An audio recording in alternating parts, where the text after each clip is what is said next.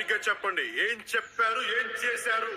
నక్కలు ఎరగని బొక్కలు లేవు, పాములు ఎరగని పుట్టలు లేవు. కేసీఆర్ గారు మోసం చేయని వర్గమే లేదు. మన ఇద్దరం దోస్తులమే కాదు, గంట మరి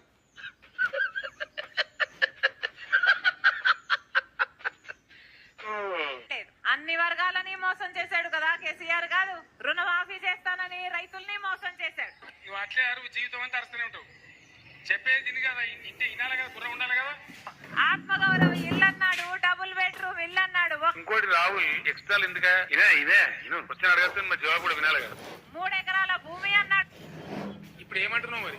మళ్ళీ మోసం. పోడు భూములకు పట్టాలన్నాడు, మళ్ళీ మోసం. సరేనే పట్టిపోయింది కాదు. 57 ఏళ్ళు ఉండవా పెన్షన్ అన్నాడు, మళ్ళీ మోసం.